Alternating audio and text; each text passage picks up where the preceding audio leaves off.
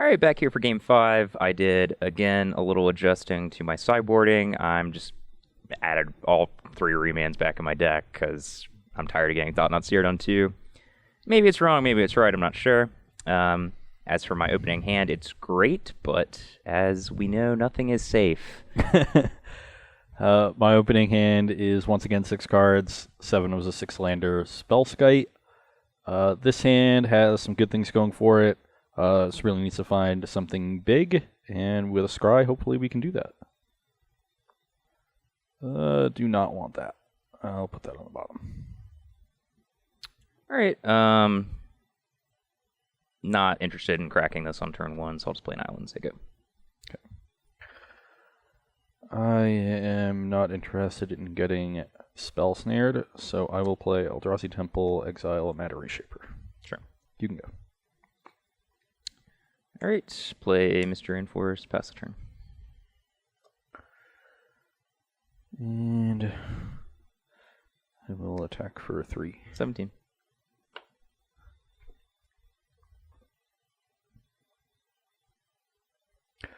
Question is, which one of these do we want to play? I'm doing Both this at some point. are vulnerable to Spell Snare.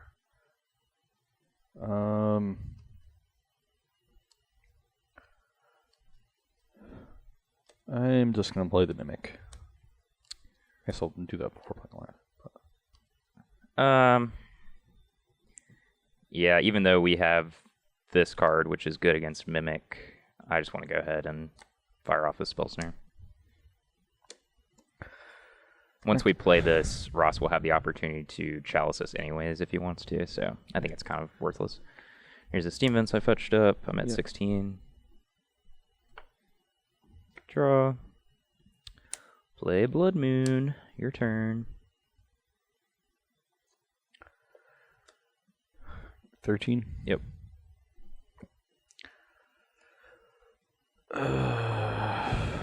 I'll play Charleston 1. Yep. You can go.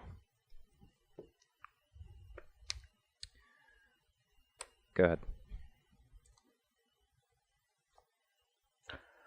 Attack for 3. Not really benefiting in... So I think there's 2 lines of thought here. Basically, leaving up mana this turn isn't really going to accomplish anything in terms of like deterring Ross from playing a spell. That being said, if I was to electrolyze Matter Reshaper and Ross just like spikes a wastes, then I'm probably just going to lose, whereas if I wait until in a turn, maybe I could leave this up. So I think the fact that we have him Blood Mooned and we're at 13 life means we can take this hit. 10. Yep. Simian Spirit Guide. Sure. You can go. Now at this point, I'll just go ahead and electrolyze the Spirit Guide. Okay. Draw. Go ahead. No Batter Skull, that's good. Attack for 3. Yep, 7. You can go. Since, unless Ross draws Waste, this in his hand is effectively the same as killing it, I'll just bounce this and draw a card.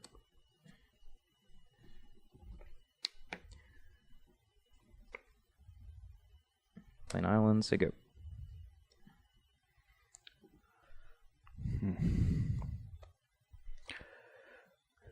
Could use this to cast this, but given that I do not expect this card to resolve, I will just play the Simian Spirit Guide. The aggressive use of Cryptic Command suggests either a Snapcaster or several other counter spells. Yeah, I have no interest in just like sitting back and dying, and our hand is not good. In an ideal world, I would like to keep the Cryptic Command in my graveyard in case we draw another Snapcaster Mage. I would like to be able to Snapcaster, Cryptic, counter, and bounce my Snapcaster again, but that way, considering the fact that we have nothing and Ross is at 20 life and we don't have him on a clock, that seems pretty dangerous in case he just draws a waste at some point. So I just Snapcast Electrolyze. yeah, I think I'm just gonna snap Electrolyze and try to draw into another Snapcaster. So it's gonna resolve. You can go. All right, I will Electrolyze it. This digs us into our deck, gives us a clock, and keeps our Cryptic Command around for later. Drop. Attack for 2. 18. I'll go ahead and play another Blood Moon. Why not? Your turn. Mimic. Yep. You can go. Go.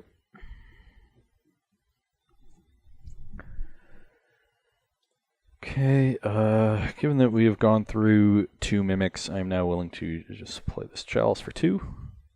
Probably bait some sort of Mana Leak or Remand. Yeah, it resolves. That resolves. Interesting. And I don't really feel like trading my Mimics, so I'll pass. Go. Mutavault. You can go. All right. Attack. 16. Play a PN Kieran. Yep. Your turn.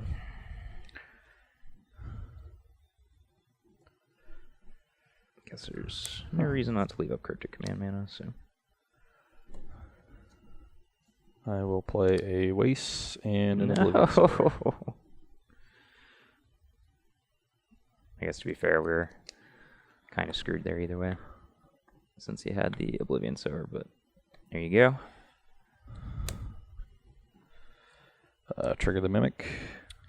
I'm gonna Yeah. kill it. Yep. You can go.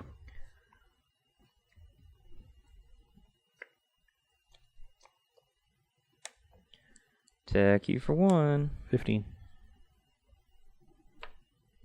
And sure, your turn. Attack you for 5. So I think if we want to chump block, it is probably best to chump with the Pia because we can draw another one potentially. If we go to 2, that doesn't really accomplish anything since we can't get aggressive on the following turn since we have to chump block anyways. And the fact that Ross has a Waste now means we probably aren't safe, so I'm just going to go ahead and...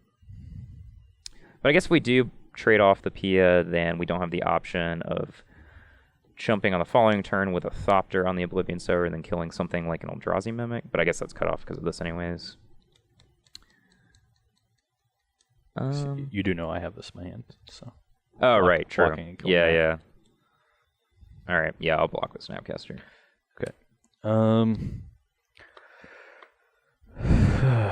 So this is now a strange. This is a strange card because I can cast it for some hilarious numbers.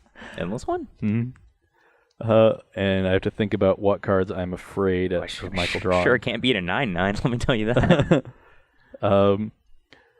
I think I'm at most afraid of him drawing a Batter Skull and potentially erasing me.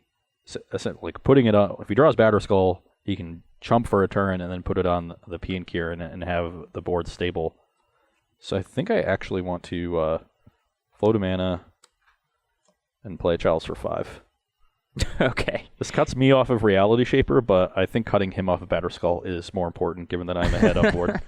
Okay. So you can go. That's a thing. Tapping the Scalding Tarn for black, of course. Oh, God. What do I do? Or actually, I guess it has for red because of Blood Moon, not Black Marburg. All right, I guess Pias and Cryptic Commands are the only thing left in my deck, really.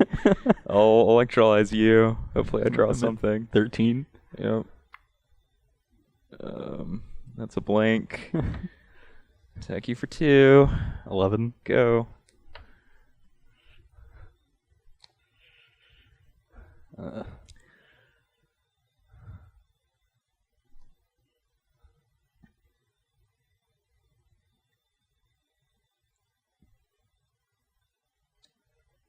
Thought not seer you?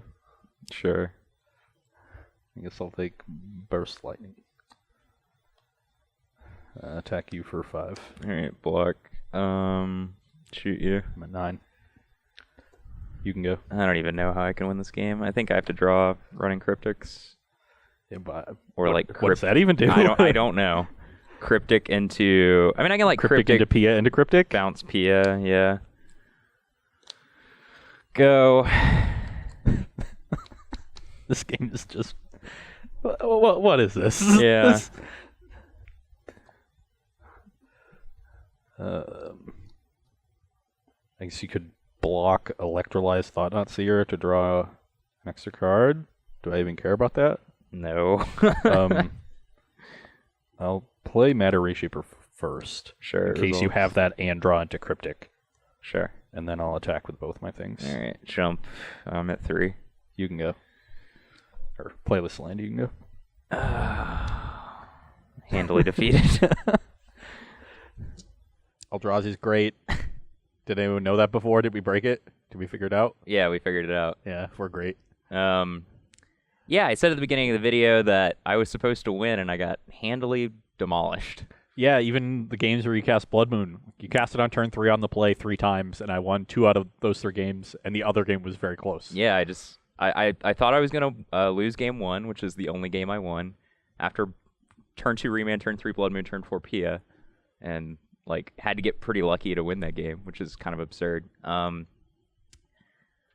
That being said, there are some minor issues with this Blue Moon deck that could be fixed. Again, this is Jason Chung's list from the Pro Tour, where obviously he didn't expect to play against Eldrazi every round. But some little things, like the fact that I don't have a way to remove Chalice that doesn't cost 1 mana and Vandal Blast on my sideboard is a huge problem, because I can't actually remove your Chalice with my Artifact Destruction spell, which is not where you want to be. Yeah, so there are plenty of options to do that. Ancient Grudge likely being the best one. Yeah, even if you wanted to keep your spell cheap, you could just play Shattering Spree. That's another option that costs 1 mana but can actually remove Chalice. Tough one for the deck to replicate a lot, because you always have so many basic islands. But that being said, if you were hell-bent on keeping your answer at 1 mana, that is a way you can do it. Yep. And it can effectively be a sweeper like Vandal Blast is. Right.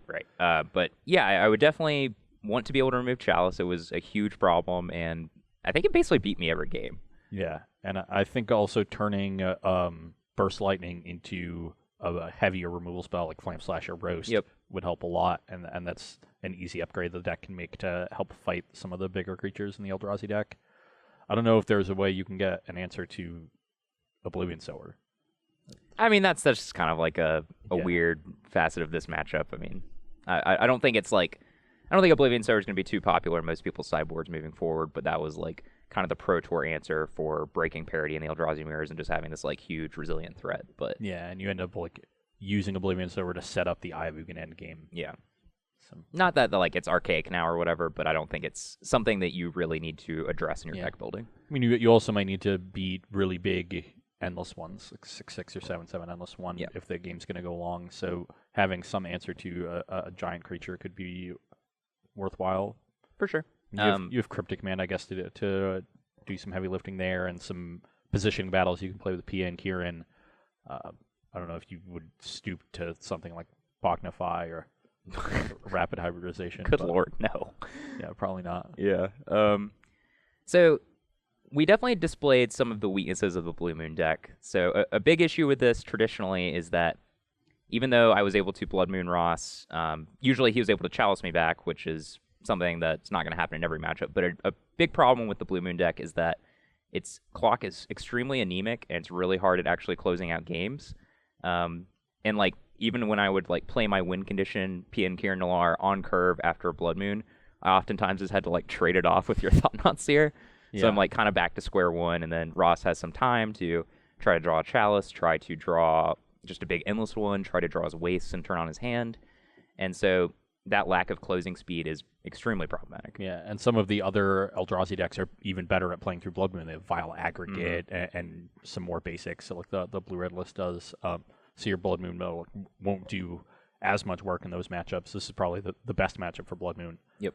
We have this idea of Blood Moon as a sort of a 3-mana I win the game button, like it's a hard lock against decks, and in reality, it's not. It's a soft lock, but it's on the harder end of the Mohs scale than most lock pieces. You feel like you're hard locked when you're under Blood Moon, but that's not really what it is. But even if you only have 2 or 3 basics in your deck, if your opponent gives you 10 turns to find an answer to it, you're reasonably likely to do so. Yep. Especially if you're looking out for that card in your opening hand as well. So like if you have 3 basics, you're expected to see one in 20 cards or so on average, and with a 7-card opening hand and a 10 or 15 turn game, you should be able to find one 60-70% of the time. Yeah, it's completely reasonable that your opponents can draw out of Blood Moon if you give them the time to do so, and when you're not able to kill them, obviously, they have a lot of time. So you saw that like showcased in this matchup a lot. I didn't draw like many Batter Skulls, which I guess is probably my actual best tool for closing the game. Yeah, I think Batter Skull is a key piece of that deck, and being able to like equip a Thopter token is really big, make a big flyer. And you saw in Game 5 that I was so scared of Batter Skull that I cast a Chalice for 5. Which kind of absurd. But yeah, like, I think, both decks did their thing, like, a reasonable amount of the time, and he still just smashed me. I lost one game where I kept, like, a sketchy one-lander and, like, didn't play my Serum Visions on 1, which was probably a mistake. I got too cute there, and then I got punished, so sure, that's kind of a wash, but, like, the rest of the games, I played like Blood Moons and lost. You played some Blood Moons, played some creatures, killed some of my stuff, and then just petered out and didn't really do anything. And then that's definitely something that deck can do, and is not only a weakness against Eldrazi. That's just that's an inherent like structural flaw Right, it's just an issue with the deck. Yeah, you're going to have issues in any matchup that when your game plan just isn't as sound as it might otherwise be. Yeah. I do like P and Kieran as like a win condition in that deck. I think it's a card Agreed. that can close the game quickly as well as give you some play in the mid game. But I wonder if you just want to play some like big dragon. Can you just like Thundermaw Hellkite people? Maybe. That kills him real fast. A 5/5 is pretty good sizing right now. It brick walls Thought Not Seer. It trades with Reality Smasher. It closes the game quickly. Yeah, and if people like it, it's pretty good against Affinity.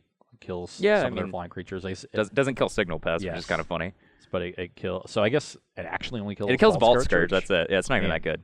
They like it. They always seem like it, but yeah, it doesn't kill Ornithopter. But I don't know, killing Vault Scourge could be something. Like any little bit you get against them is pretty good. And just being able to close the game out. Right. So it would help solve something like that specifically. Thunderbolt Hellkite would help solve the actual closing speed, but it's just a win condition, whereas P and Kieran is kind of like this more diverse piece of board position that can, like, buy you a lot of time, kill off, utility creatures or what have you. P and Kieran's a great card. It does a lot, but it's not going to, like, single-handedly solve the problems with this deck. You can play a defensive Thunderbolt Hellkite. I've done it before. Yeah, I mean, the Thunderbolt Hellkite it feels really bad. It's not exciting. You're like, you feel like you should apologize to your Thunderbolt Hellkite when you don't attack with it. Mm-hmm. But sometimes you got to do what you got to do. You level up your Gyro Sage and then pass the turn with your 4/5, 5/5 back, and then you start attacking the next turn when you top deck your Bonfire. Are you just trying to like make strange references to old standard formats in every video now? Yeah. Okay.